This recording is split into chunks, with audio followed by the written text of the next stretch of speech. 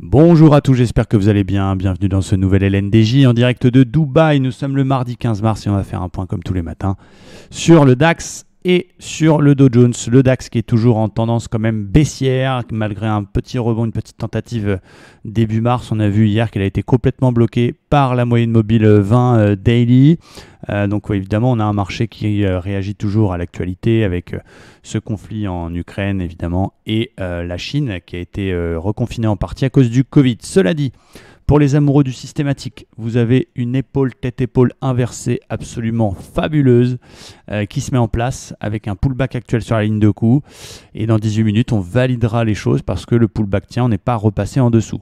Les plus prudents, ceux qui attendront une validation, attendront qu'on casse les 14 000 pour travailler cette épaule tête-épaule avec un stop peut-être au lieu de le mettre sous l'épaule 2, de le mettre sous le pullback. Donc c'est plutôt ce que je vais privilégier pour éviter un petit peu de me faire avoir par un faux signal. Les plus systématiques donc attendront évidemment cassure des 14 000. Les plus joueurs prendront dans quelques minutes cette épaule tête-épaule. Et donc en cas d'échec, parce que là ce matin ce qu'on est venu faire c'est combler le gap de lundi, en cas d'échec et de cassure du plus bas, théorie de dos 1 heure qui s'inverse, eh bien on peut tenter une petite vente pour aller chercher pourquoi pas les 13 280 et plus si affinité. Donc mon plan aujourd'hui c'est soit 1, tu es un peu systématique, tu prends l'épaule tête-épaule inversée, soit 2, tu attends qu'elle confirme en cassure des 14 000 de façon à avoir un signal supplémentaire et puis tu bascules, tu passes vendeur, tu switches si jamais ça échoue et qu'on pète le précédent plus bas. J'espère que c'est clair pour vous. Du côté du Dow Jones, bon là aussi on est très baissier. Il y a quand même un petit niveau qui m'excite, c'est cette zone ici là, qui avait déjà été support, les 750 qui pour l'instant sont sauvés. Donc c'est plutôt pas mal.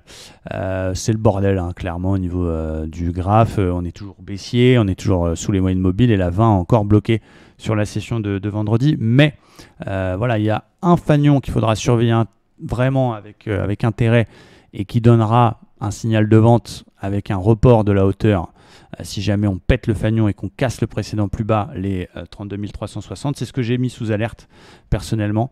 J'ai mis cette zone sous alerte, je passerai vendeur fort si jamais on pète les 360. Là, on est sur une petite polarité intraday qui a été résistance, résistance, support, support, un peu chatouillé ce matin.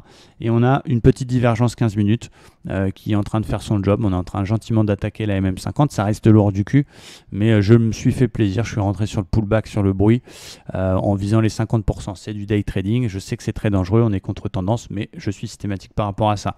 Ceux qui veulent absolument travailler la baisse, vous avez plusieurs zones à surveiller. Donc le bas du fanion, s'il se valide avec confirmation cassure du précédent plus bas 4 heures.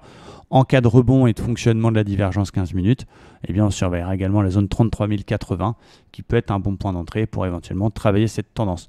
Donc pour ceux qui cherchent que des baisses. Pour ceux qui sont systématiques, vous pourrez, c'est trop tard maintenant, mais on peut aussi faire des petits achats à condition qu'on ait des bons ratios. Voilà. À surveiller, j'espère que c'est clair pour vous.